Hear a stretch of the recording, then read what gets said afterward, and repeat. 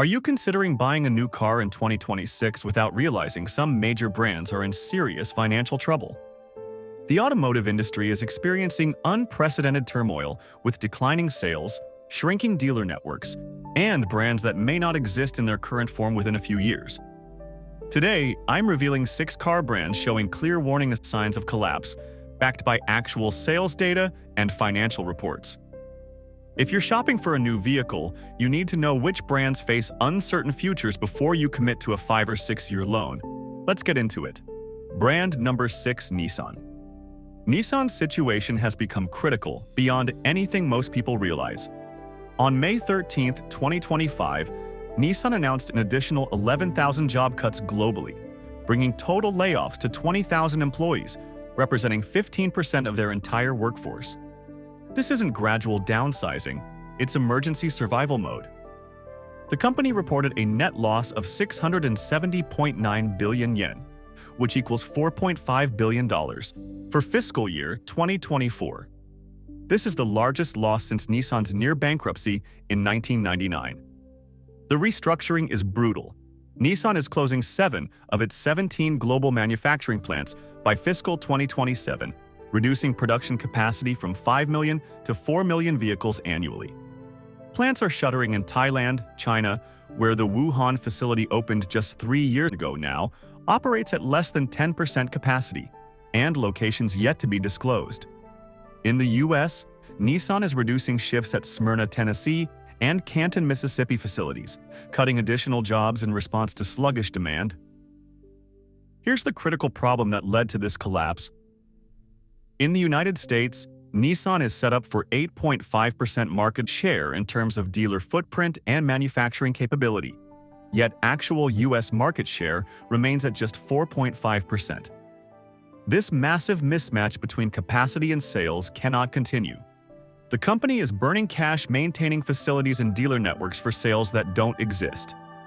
Global sales fell 3.8% in the first half of fiscal 2024 to 1.59 million vehicles, with a devastating 14.3% decline in China and nearly 3% drop in the US.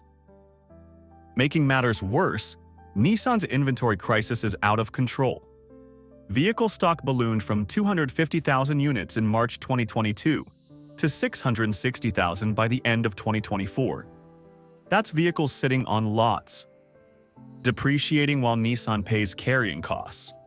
The company planned to reduce inventory in the second half of fiscal year, but failed to make significant progress, and the attempted Honda merger that could have saved Nissan? It fell through after Honda questioned the scale and urgency of Nissan's problems and decided they didn't want to inherit this disaster. What this means for potential buyers. Nissan dealerships will close nationwide, reducing service convenience. Some markets are already seeing dealer consolidation. Resale values will continue plummeting as brand perception weakens and uncertainty grows.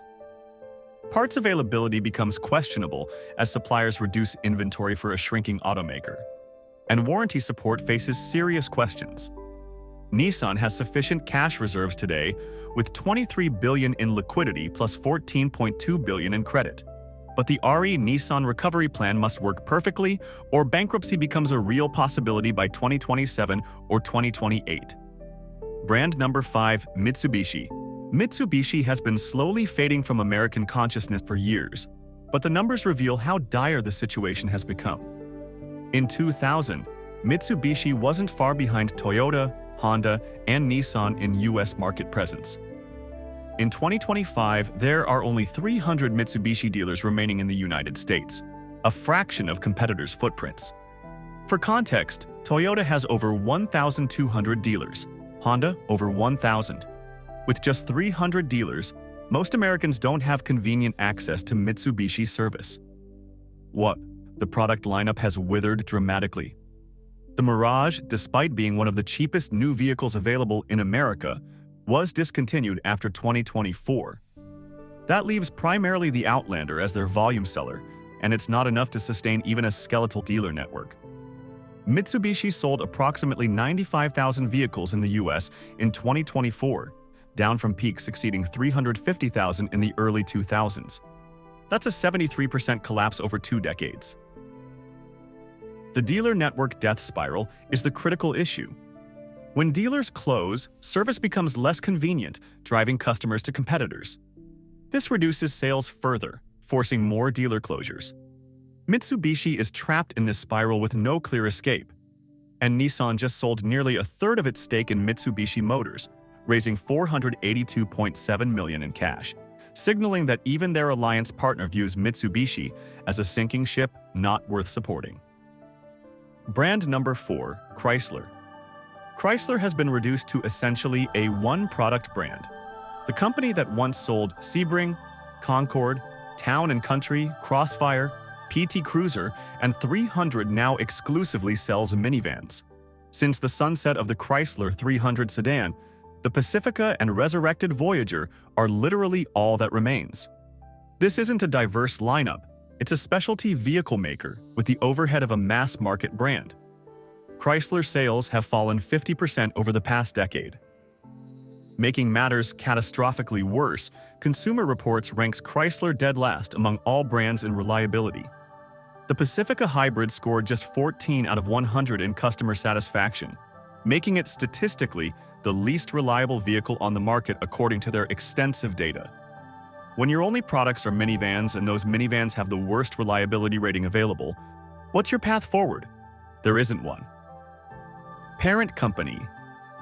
Stellantis views Chrysler as what industry analysts call dead weight. The brand serves no strategic purpose. It can't compete with Honda Odyssey or Toyota Sienna on reliability. It can't command premium pricing. It exists only because shuttering it creates additional restructuring costs and negative publicity Stellantis wants to avoid. But every year Chrysler continues operating, it burns cash maintaining a dealer network and manufacturing capacity for vehicles nobody wants. The question isn't if Chrysler disappears, it's when Stellantis decides the restructuring pain is worth eliminating the ongoing losses. Brand number 3, Alfa Romeo. Alfa Romeo peaked in 2018 with 23,876 units sold in the US market. In 2024, sales collapsed to just 8,865 vehicles. That's a 62% decline in 6 years. The Quadrifoglio high-performance versions of Giulia and Stelvio have been officially canceled for the US market, leaving an even narrower lineup. With recent leadership changes at Stellantis, insiders suggest Alfa Romeo tops the list of brands likely to be discontinued in North America. The fundamental problem is volume economics. Alfa Romeo makes genuinely compelling driver-focused vehicles. The Giulia Quadrifoglio was Motor Trend Car of the Year. Reviews are positive, but compelling doesn't matter when you're selling under 9,000 units annually. For comparison, BMW sells over 300,000 vehicles in the US annually. Even Mazda, considered a small player, sells around 300,000. Alfa Romeo's 8,865 sales cannot sustain dealer networks, parts inventory, marketing campaigns, or service training. Each Alfa Romeo sold carries disproportionate overhead costs because the fixed costs of operating a brand are spread across so few units. Dealers are abandoning the brand. Many former Alfa Romeo dealers have dropped the franchise or relegated it to a corner of their showroom while focusing on higher volume brands. This creates the same death spiral as Mitsubishi. Less dealer presence means less service convenience, driving customers to competitors, further reducing sales. Stellantis faces a choice: invest billions to revive Alfa Romeo with compelling new products and expanded dealer network, or exit North America and focus on European and Asian markets where the brand has stronger presence. Current signs point toward the exit strategy. Brand number 2, Jaguar. Jaguar is taking what amounts to a gap year in 2025, essentially pausing US market operations, which is an ominous sign for any automaker. Jaguar sold just 13,210 cars in America in 2024. That's catastrophically low for a luxury brand trying to compete with BMW, Mercedes, Audi, and Lexus. The brand is attempting a radical reinvention toward all-electric luxury vehicles with a controversial rebrand that has been widely mocked and criticized. But with electrification progress, Eyeing slower than anticipated and declining consumer interest in pure electric vehicles, Jaguar's strategy looks increasingly disconnected from market reality. Parent company. Tata Motors faces brutal math. Investing the billions required to develop competitive electric luxury vehicles for a brand with 13,000 annual US sales makes no financial sense. Jaguar's market share is so small it's statistically insignificant.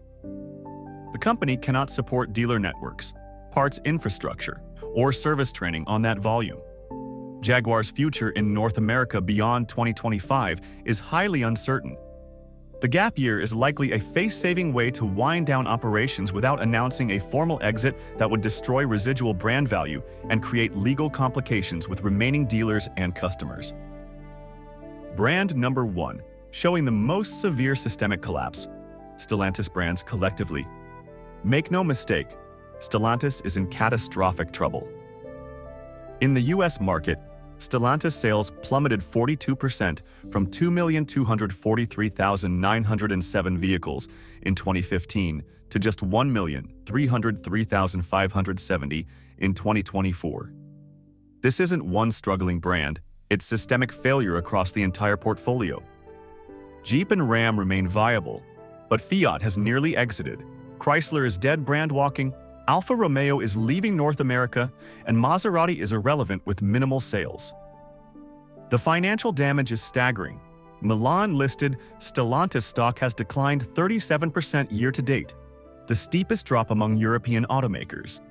Investor confidence has completely evaporated.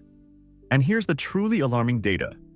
In the first half of 2025, despite Stellantis sales increasing 3%, total revenue fell 2% and net profits collapsed 69% compared to 2024. They're selling more vehicles but losing money on each one sold. That business model is unsustainable. The root causes run deep. Stellantis raised prices aggressively during the pandemic shortage, expecting demand to remain strong. It didn't. Consumers rejected the higher prices and shifted to competitors. Quality problems persist across the lineup. Outdated powertrains lag competitors in efficiency. The dealer relationship has deteriorated badly, with many dealers publicly criticizing Stellantis leadership. And the electric vehicle transition strategy has failed spectacularly, with massive investments yielding minimal sales. CEO Carlos Tavares resigned under pressure in late 2024 after the board lost confidence in his leadership. The company is now considering which brands to shutter entirely to focus resources on profitable nameplates. Industry analysts expect Stellantis to exit multiple brands and significantly reduce North American footprint by 2027. The broader industry context makes everything worse. Auto manufacturers globally face simultaneous challenges. Sluggish consumer acceptance of battery electric vehicles has left automakers with billions in stranded EV investments. Vehicle affordability concerns are pushing against natural demand as average transaction prices exceed $48,000. Rising interest rates make financing more expensive, and tariff uncertainty creates planning chaos. These conditions are killing weak brands and threatening even strong players. For car buyers, in 2026, here's what this means practically. If you're considering any Stellantis brand except Jeep or Ram, understand you're buying from a company in survival mode. If you're considering Nissan, recognize they may not make it as an independent company. Mitsubishi has essentially already left the market. Jaguar is gone.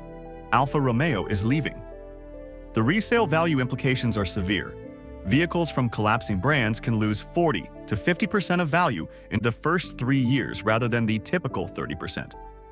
Financing becomes more difficult as lenders view these brands as higher risk.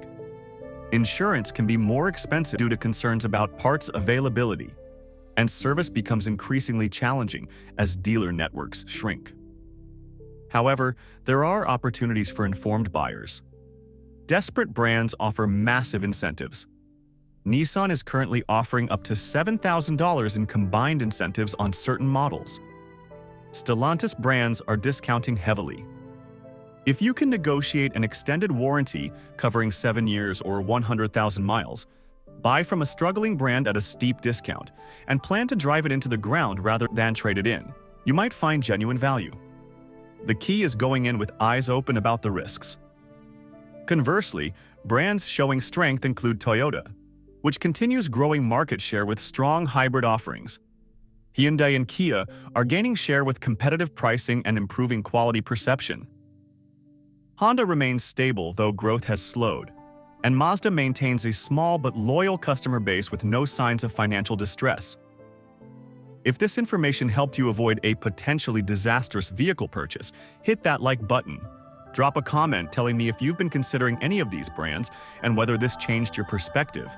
And if you want more honest automotive industry analysis without the hype, subscribe to this channel. Next week, I'm revealing which brands are actually thriving in 2025 and why their strategy is working while others collapse. You'll want to see this before your next vehicle purchase. Subscribe so you don't miss it. Remember, the best car deal is one that still makes sense 5 years from now, when you're making that final payment.